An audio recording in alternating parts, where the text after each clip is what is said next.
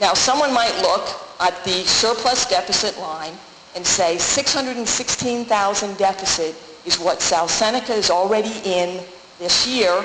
Same thing for South Seneca. You might look, for Romulus. They're in the hole $151,000 for the current year.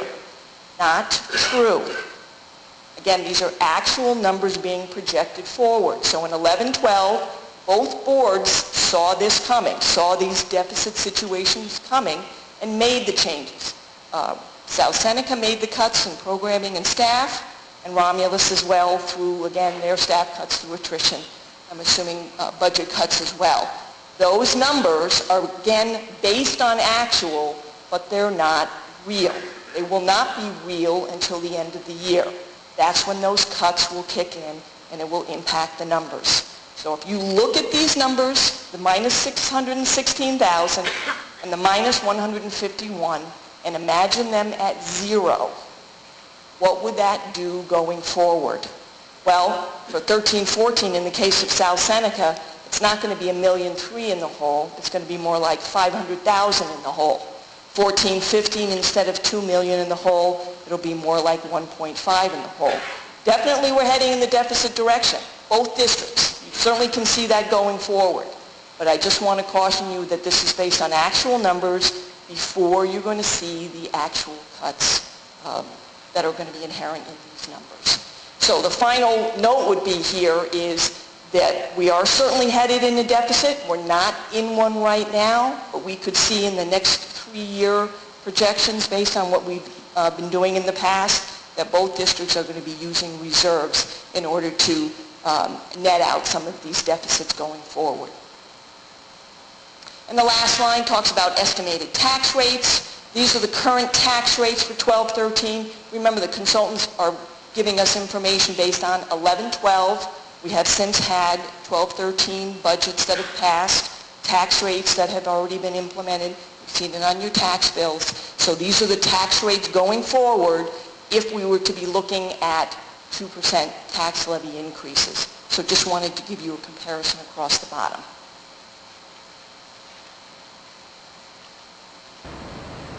Switching back to white slides, these are slides that the consultants provided to us because we wanted to give you a comparison not just of the 50% incentive aid. That was one of the most recent slides that the consultants showed us as far as at $1.8 million incentive operating aid. If 50% were applied, what would that look like? Well, we said what would happen to our tax rates. My pointer again here. What would happen to our tax rates under various scenarios? So right now we're just looking at the 1.8 incentive aid that was on the previous slide.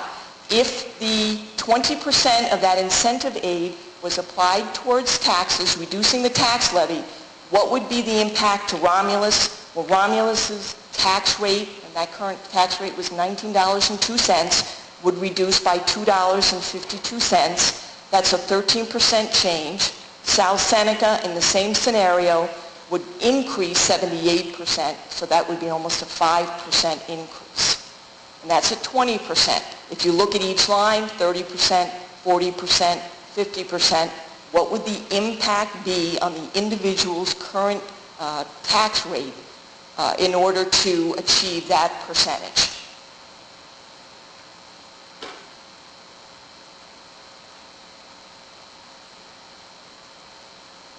Second slide, also from the consultants, does the same thing, except this time we're not just looking at incentive aid, we're looking at incentive aid plus the other savings that we could realize, those budget efficiencies. And they have said that they've been very conservative on the numbers that they use, but if we were to add both those together, so our incentive aid plus the savings, and they were applied, what impact would that have on tax rates? So if I go through Romulus here, $3.35 would be the reduction in the tax rate from $19.02 with a 20% incentive aid being applied plus the budget efficiencies. Going across to South Seneca, you can see a decrease of the $15.72, which was our tax rate for 11-12. It would go down by 5 cents, or that would be a 0.34% reduction in the tax rate.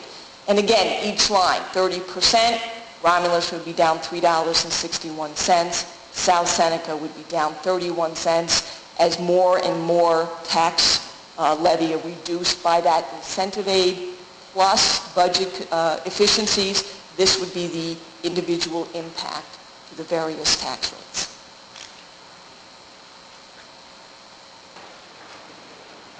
So as I mentioned, Alan and I are, and I assume Naomi, are more than glad to answer questions about any information that was presented tonight. I know it could be information overload, but hopefully you've had a chance to take a look at the report in total as well. I would just want to remind the boards that, first of all, the BOCES recommendation has not been made, so keep that in mind. And I'd remind the public of that as well. And I would also remind the boards that it's not our job as consultants to recommend whether you should merge or should not merge. It's our job to, as we said, paint a picture of each district currently and also to make some recommendations for a new Board of Education if your communities do choose to merge. And admittedly, there are pluses and minuses, and everyone's going to ultimately weigh the pluses and the minuses from their own individual perspective. And the way I like to state that is, if I'm a senior citizen, which I am, on a fixed income, I'm certainly going to probably weigh the financial variables or advantages more importantly than perhaps the educational advantages if I don't have children in school or grandchildren in school anymore. If I'm a parent of a primary school youngster, I may put more weight on the advantages of programmatically what it might mean for my children as opposed to what it might mean for my pocketbook. So we know that everybody looks at the pluses and minuses from their own vantage point, as they should, all right? And there are pluses and minuses, so we're well aware of that. So with that, I guess we'll just open the floor to your questions. And I just remind you, too, that because the young ladies here are videotaping and we probably ought to use the microphones so they can get it clearly on the tape. Okay, I'll start. I'd actually like to just get an idea of who's in the audience. So if I could see a show of hands of South Seneca taxpayers. Thank you. And Romulus taxpayers? About 50-50. Great, thank you.